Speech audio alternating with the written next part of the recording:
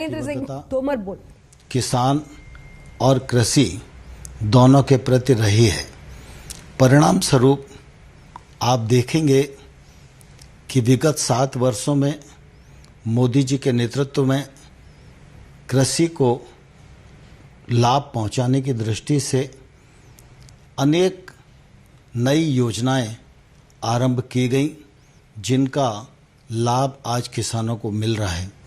वर्षों से प्रतीक्षा थी एमएसपी को लागत पर 50% मुनाफा जोड़कर घोषित किया जाए। प्रधानमंत्री जी ने ये निर्णय किया, इसका लाभ किसानों को मिल रहा है।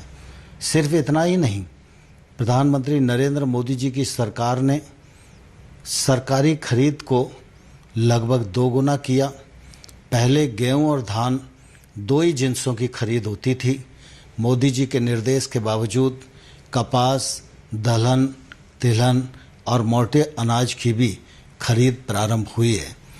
देश भर में छोटे किसानों को आय सहायता देने के रूप में पीएम किसान सम्मान निधि योजना आरंभ की गई। 1,62,000 करोड़ रुपया इस योजना के माध्यम से किसानों की जेब में पहुंचाने का काम किया। क्रॉप लोन की तरफ अगर हम ध्यान देंगे तो क्रॉप लोन को इन 7 वर्षों में दोगुना किया गया है। किसान क्रेडिट कार्ड के कवरेज को भी बढ़ाने के सद प्रयत्न किए गए हैं। कृषि क्षेत्र में अधोसंरचना की कमी लंबे समय से थी। इस अधोसंरचना को बढ़ाने के लिए 1 लाख करोड़ रुपए का इंफ्रास्ट्रक्चर फंड प्रावधानित किया गया, जिस पर काम प्रारंभ हो गया है। अनेक संस्थाओं को इसका लाभ मिलने लगा है। फिर नीम प्रोटीन यूरिया हो, चाहे हमारा सॉइल हेल्थ कार्ड 22 करोड़ किसानों को देने का मामला हो, इन सब दृष्टियों से खेती और किसानी को लाभ पहुंचाने का प्रयत्न प्रधानमंत्री नरेंद्र मोदी जी के नेतृत्व में किया गया। प्रधानमंत्री जी चाहते थे कि किसानों के जीवन में जो बंदिशें हैं उनको खोला जाए। इस दिशा में अनेक कृषि अर्थशास्त्रियों ने, वैज्ञानिकों ने लंबे समय तक अध्ययन किया और इसके परिणाम स्वरूप प्रधानमंत्री जी कृषि सुधार की दृष्टि से 3 कानून लेकर आए, जिनको लोकसभा और राज्यसभा ने पारित किया। उन कानूनों का लाभ निश्चित रूप से किसानों को मिलने वाला था और उन कानूनों के पीछे प्रधानमंत्री जी की साफ नियत थी कि किसानों के जीवन में क्रांतिकारी बदलाव आए। लेकिन मुझे दुख है कि इन कानूनों का लाभ हम देश के कुछ किसानों को समझाने में सफल नहीं हो पाए। मैं इस अवसर पर उन लोगों को भी धन्यवाद देना चाहता हूं, जिन्होंने हमारे साथ मिलकर, कृषि अर्थशास्त्रियों ने, वैज्ञानिकों ने, किसान संगठनों ने इन लाभों को समझाने की कोशिश की। मैं निश्चित रूप से उनका बहुत आभारी हूं।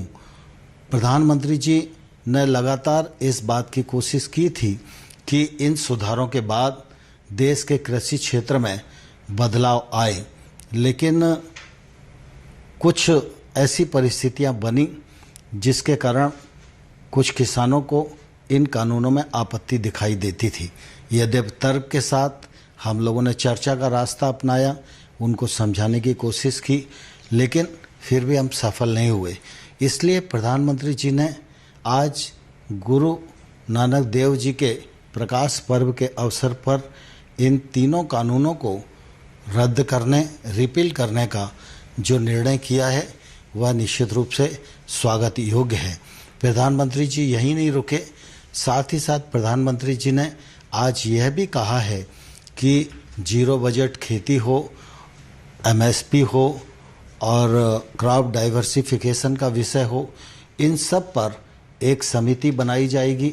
इस समिति में केंद्र सरकार, राज्य सरकार, किसान, वैज्ञानिक, अर्थशास्त्री, ये सब उस समिति में रहेंगे। यह समिति एमएसपी को प्रभावी और पारदर्शी बनाने की दिशा में और बाकी विषयों को समेटकर अपनी रिपोर्ट देगी। वह रिपोर्ट आने वाले कल में किसानी के क्षेत्र में लाभप्रद होगी, ऐसा मुझे विश्वास लगता है।